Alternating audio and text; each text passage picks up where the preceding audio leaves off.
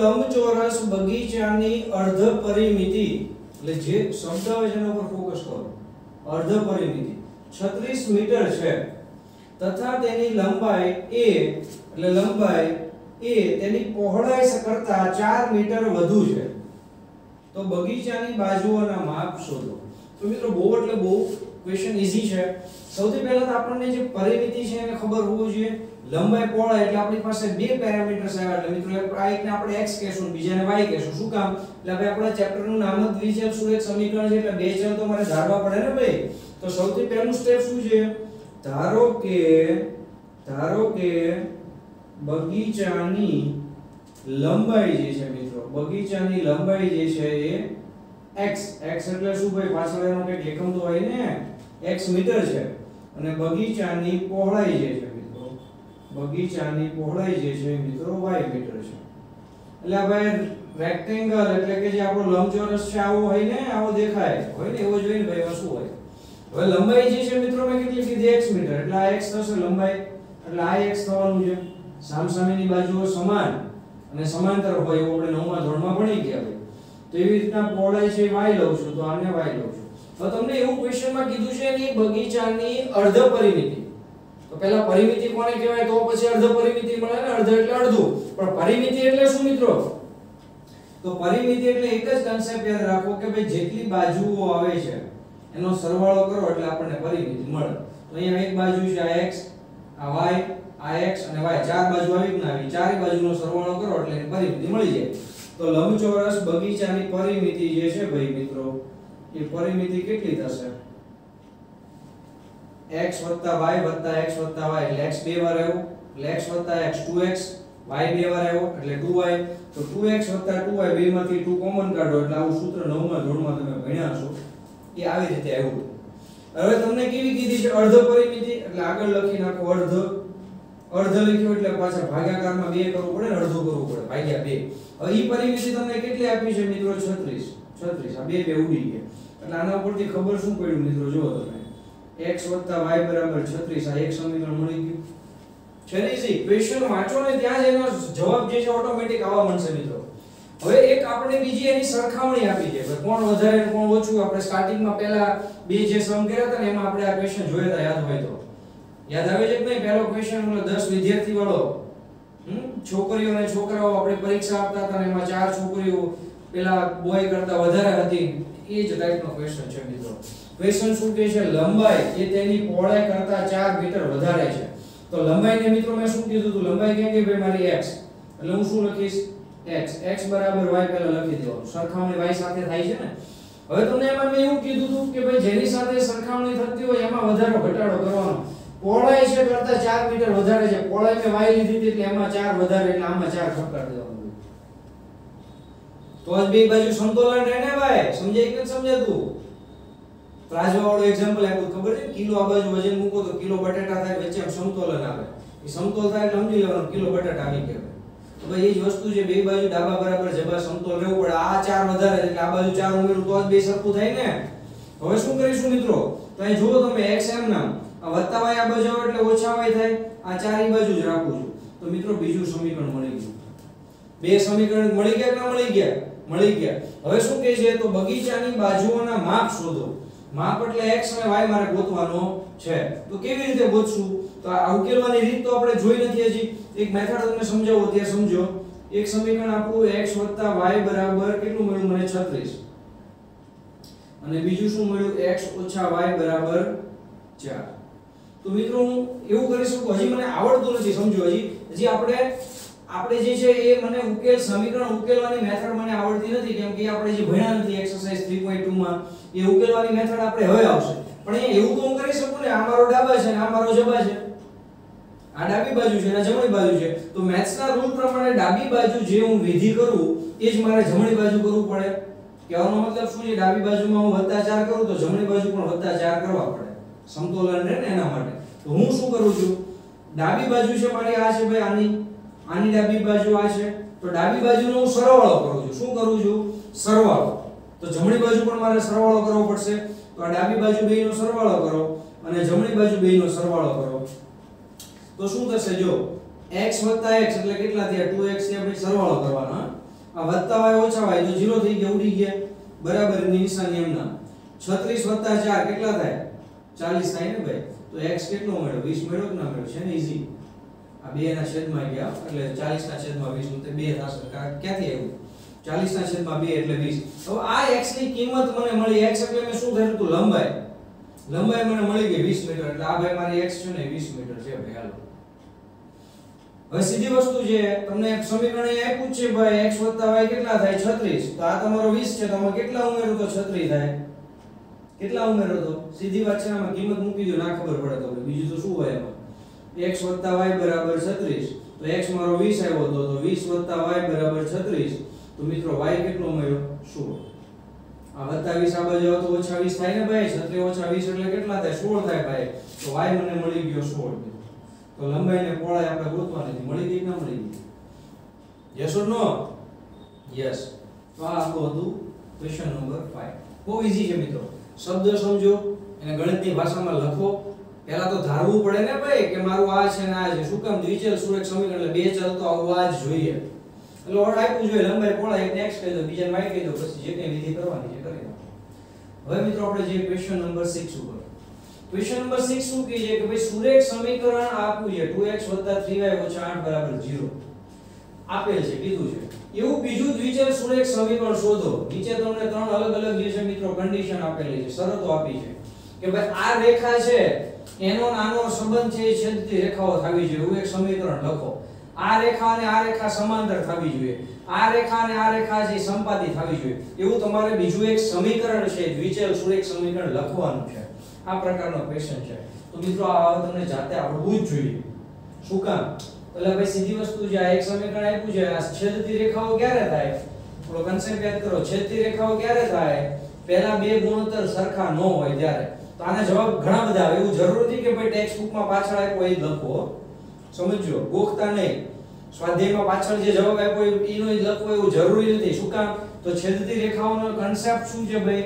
પહેલા બે ગુણોત્તર સરખા થવા જોઈએ. નહીં તો મિત્રો આમાંથી લખો. જો આનું આ સમીકરણ લખો, ખાલી વચ્ચે નિશાની ફેરવી નાખો. આ બેનો ગુણોત્તર લ્યો, 2/2 કેટલા થાય? 3 - -3 એટલે -1. પહેલા બે સરખા થયા, નિશાનીમાં સરખા નહીં થયા ને. પહેલું વત્તા અને બીજું, પહેલા બે સરખા કહેવાય નહીં. એટલે આની આ જ રેખાનો ઉપયોગ કરીને આપણે બીજો જવાબ લાવી દેવાનો ભાઈ. બીજું શું હોય? રેશિયો સરખા નથી થતા એટલે સંપાતી છેદતી રેખાઓ થાય. કપા પડે છે ને ભાઈ. સમાંતર રેખાઓ. સમાંતર રેખામાં શું કીધું તું? પહેલા બે ગુણોત્તર સરખા થાય એટલે પહેલા બે ને લખી નાખવાના, તો જ સરખા થાય ને. અને છેલ્લે ઓછા કરતા એ જગ્યાએ ઓછા ન લખી નાખો, શું ફેર પડે?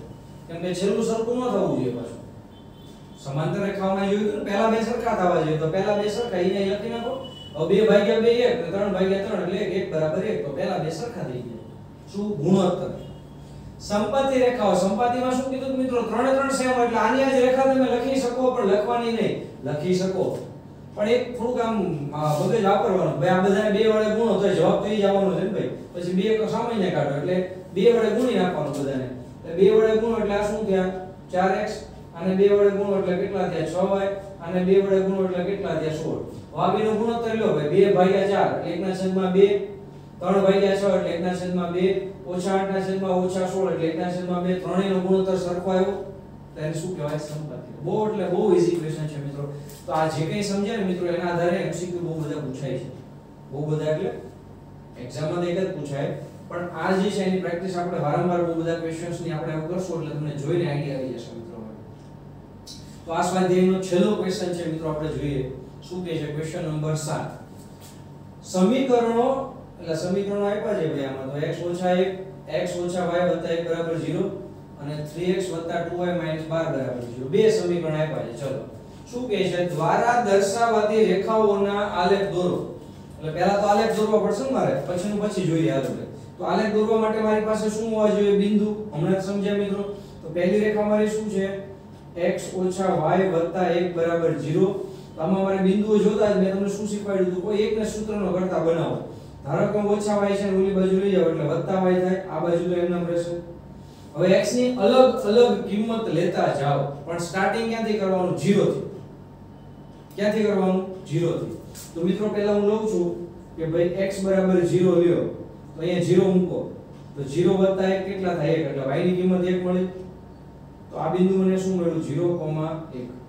આપણે તો બિંદુની ભાષામાં લખવાનું ને. હવે x બરાબર કેટલા લ્યો 1 તો y બરાબર કેટલા મળે 1 લ્યો 1 + 1 2 એટલે આ એમ શું મળ્યું 1 + 2. હવે સમજાવતું નથી હવે ખબર જ હોય x, y લખવાનું હોય. હવે શું લેશું મિત્રો તમે કયો એ લઈએ લાઈનમાં લેતા જેમ શું વાંધો x બરાબર 2 લ્યો તો y બરાબર કેટલા મળ્યા x બરાબર 2 મૂકો 2 + 1 કેટલા થાય 3. આમાં શું બીજું હોય તો 2,3 એટલે 3 બિંદુ લઈને અત્યારે ચાલી. એટલે આ જે રેખા જે છે ભાઈ એના મને બિંદુ આટલા મળ્યા. હવે બીજી રેખા મારી પાસે શું છે તો કે 3x + 2y - 12 બરાબર 0. તો આના પણ બિંદુ ગોતવા પડશે ને ભાઈ. પહેલા 0 0 લેવાનું કીધું હતું ને આપણે x બરાબર 0 લીધો છે તો y બરાબર 0 લઈને જોઈ લઈએ ચાલો. એટલે y બરાબર 0 લ્યો તો y બરાબર 0 અહીંયા લ્યો કઈ ગયો અહીંયા 0. તો x ની કિંમત શું મળે x અહીંયા છે +1 ઓલી બાજુ આવે એટલે -1 થાય એટલે x બરાબર -1 મળે. તો આના અહીંયા મને શું મળ્યા -1,0. એટલે કહેવાનો મતલબ શું છે તમારી બાઉન્ડ્રી નક્કી થઈ જાય x0 y0 લો એટલે બી જોડી દો એટલે રેખા ત્યાંથી ડાયરેક્ટ મળી જાય. વચ્ચેના બિંદુ છે એ તમે ઘણા બધા લઈ શકો. એટલે પહેલા એક 0 લઈ લેવાનો એટલે પ્રોબ્લેમ ના થાય. હવે અહીંયા શું કરશું આપણે કોઈ એકને સૂત્ર ન કરતા અહીંયા જેમ કર્યું તેમ જ બનાવીએ. કોને બનાવવું કે તમે કયો ને બનાવીએ. x ને બનાવે y ને બનાવે. હું x ને બનાવું તમારે y ને બનાવી લેવાનો. આન્સર તો બધો એક જ આવવાનો છે. તો આપણે કોને લેશું ભાઈ y ને લઈએ ને 2y લઈએ ચલો. તો 2y મારો અહીંયા બાકીનું બધું ઓલી બાજુ -12 ઓલી બાજુ એટલે +12 પહેલા વત્તા વાળું લખવું. આ વત્તા છે ઓલી બાજુ આવે એટલે ઓછા. તો મારે y જોઈએ ને મિત્રો 2y મળ્યો તો y બરાબર શું થશે 12 - 3x એના છેદમાં 2. હવે x ની કિંમત પહેલા 0 લઈ લો ફિક્સ જ છે ભાઈ આપણો. તો y શું મળે જો ચેક કરો અહીંયા 0 મૂકી દો 0 ગુણ્યા ગમે 0 એટલે 12 ના છેદમાં 2 વધે 12 ના છેદમાં 2 એટલે કેટલા વધ્યા 6. તો આના અહીંયા શું મળ્યા મિત્રો 0,6. હવે y0 મૂકી દો એકવાર y0 મૂકી દો એટલે અહીંયા મૂકી દેવાય ને ભાઈ આમાં શું કામ માથા કરું અહીંયા મળે બધું એકનું એક થવાનું જ ભાઈ. અહીંયા 0 મૂક્યો ચલો એટલે આ તો 0 થઈ ગયું એટલે 3x - 12 બરાબર 0. તો -12 ઓલી બાજુ એટલે +12 થાય 3 ના છેદમાં જાય એટલે 12 ના છેદમાં 3 એટલે 4 એટલે x કેટલો મળ્યો. આવું મેન્ટલ કેલ્ક્યુલેશન શીખવાનું જો મિત્રો આપણે તો આપણું સાદરૂપ છે ઝડપથી થશે. 4,0 એટલે બે બાઉન્ડ્રી નક્કી થઈ ગઈ કે આ બિંદુ ન્યા આવવાનું છે. હવે વચ્ચેના તમે ગમે લ્યો એ વચ્ચે જ આવવાનું છે. તો ધારો કે મિત્રો હું x ની કિંમત 1 લઉં ચલો. ત્રણ બિંદુ આપણે લેશું. અહીં 1 મૂકી દો હાલો. 3 * 1 = 3 12 માંથી 3 જાય કેટલા વધે 9. 9 વધે ને તો 9 ના છેદમાં 2 એટલે અપૂર્ણાંક સંખ્યા આવી તો બને ત્યાં સુધી એવી ના લેવી. કેમ કે નીચે ભાગ્યા 2 છે એટલે 2 ના ગુણાકારમાં લેવી તો x બરાબર 2 લ્યો ચાલો. તો એ 3 દુને કેટલા થાય ભાઈ 6 થાય ને 12 - 6 કેટલા થાય 6. 6 માંથી 6 ભાગ્યા 2 એટલે 3 એટલે y ની કિંમત કેટલી મળી 3. તો મારા મિત્રો યામ શું છે 2,3. હવે આ જે યામ છે આ યામ કોના મળ્યા મને આ રેખાના. અહીંયા આ યામ છે આ કોના મળ્યા મને આ રેખાના. આને આપણે ગ્રાફમાં દોરી દઈએ એટલે આ બે રેખા દોરાશે ને મિત્રો. અહીંયા ડ્રો કરવું છું સમજજો. અગેન રિપીટ રફલી ડ્રો કરવું છું. તમારે સ્કેલ લઈને ડ્રો કરવાનું છે ભાઈ પરફેક્ટ. સ્ટ્રેટ એટલે સ્ટ્રેટ લાઈન જ આવવી જોઈએ ભાઈ. તો પેલા આ રેખાને આપણે દેખાડી દઈએ 0,1 ક્યાં આવશે ઈ પહેલા લખી દો. તમે કહેશો સાહેબ આ ગમે ત્યાં ક્યાં શું લખો છો. આ આપણો 1 અહીંયા 2 આ 3 અહીંયા 4 આ 5 અને 6 સુધી જવાનું છે ને. એકમાં કઈક 6 આવ્યો તો અહીંયા 6 ઉપર આપણે 6 સુધી જવું પડશે મિત્રો. આ 1 2 3 4 5 થોડું બહાર જતું રહ્યું મિત્રો આ 6. તો અહીંયા માઈનસમાં ક્યાં સુધી જવાનું માઈનસ આપણો મારો ક્યાં છે -1 1 જ છે પણ આપણે લખી દઈએ ભાઈ -1 -2 -3 સુધી. અહીંયા પણ ઓછા આવશે આ -1 -2 અને આ જે છે -3. હવે તમને બિંદુ જે છે દર્શાવવામાં ઈઝી પડશે. મેં આ રફલી માર્ક લીધું છે ભાઈ સ્કેલ નથી વાપરી. તમે સ્કેલ લઈને સેન્ટીમીટર વાઇઝ જોજો. હવે પહેલું બિંદુ ક્યાં છે 0,1 x ની વેલ્યુ 0 છે એટલે એક્સિસ ઉપર હોય. કોઈ પણ એક આમ 0 એટલે સમજવાનું કે બિંદુ ક્યાં હોય એક્સિસ એટલે તમારે x ઉપર હોય. તો x 0 છે અને y ની વેલ્યુ 1 છે તો x 0 ક્યારે હોય y એક્સિસ ઉપર. y ની વેલ્યુ 1 છે 1 ક્યાં છે અહીંયા એટલે આ પોઈન્ટ તમને અહીંયા મળે 0,1. 1,2 ઈ ક્યાં આવે x ની વેલ્યુ 1 છે ભાઈ અહીંયા છે અને y ની વેલ્યુ 2 છે. આ ભેગું ક્યાં થાય આમ ડોટ ડોટ ડોટ કરીને અહીંયા આવું કરતા ને આપણે 9મા ધોરણમાં એટલે આ બીજો પોઈન્ટ મળ્યો 1,2. ત્રીજો પોઈન્ટ શું છે ભાઈ આપણે પહેલા બાઉન્ડ્રી નક્કી કરી દઈએ -1,0 -1,0 x ની વેલ્યુ ઓછા છે ક્યાં આવે અહીંયા આવે અને y ની વેલ્યુ 0 એટલે એક્સિસ ઉપર એટલે એ બિંદુ અહીં આવશે. એટલે મિત્રો બાકીના બિંદુ દેખાડવાની જરૂર નથી, તમે જોઈ શકો છો આ 1 2 ને 3 આ સ્ટ્રેટ લાઈનમાં આવશે, સીધી રેખા. એટલે આ એક રેખા મળી ગઈ મને. યસ ઓર નો? આ એક રેખા મળી ગઈ. આ રેખા જે છે એનું સમીકરણ શું હતું એ તમને સમજાય એના માટે લખું છું. x - y + 1 = 0. સીધી રેખા મળી ના મળી? તો આ રેખાનું કામ પૂરું થઈ ગયું. આ પછી દેખાડો એની વચ્ચે જ આવે 2,3 એટલે 2,3 અહીંયા આવશે. લ્યો ભાઈ હવે આની વાત કરીએ તો આ રેખામાં પહેલા 0,6 છે ભાઈ. x ની વેલ્યુ 0 છે, x ની વેલ્યુ 0 છે અને y ની વેલ્યુ કેટલી છે 6. તેનો મતલબ શું છે? x 0 છે એટલે y એક્સિસ ઉપર 6 ક્યાં આવે? અહીંયા. એટલે એક બિંદુ મળ્યું 0,6. બીજું શું કહે છે? આ પેલા બાઉન્ડ્રી નક્કી કરવાની કીધી ને. y0 ક્યારે હોય? x એક્સિસ ઉપર અને x ની વેલ્યુ 4 ઈ ક્યાં છે? અહીંયા. એટલે 4,0 અહીંયા. એટલે આમ જો ખબર પડી જાય સ્ટ્રેટ લાઈન થી આમ જોડી દો એટલે એ આવી જવાનું. પણ વચ્ચેનો એક બિંદુ લઈ એટલે પરફેક્ટ આવે.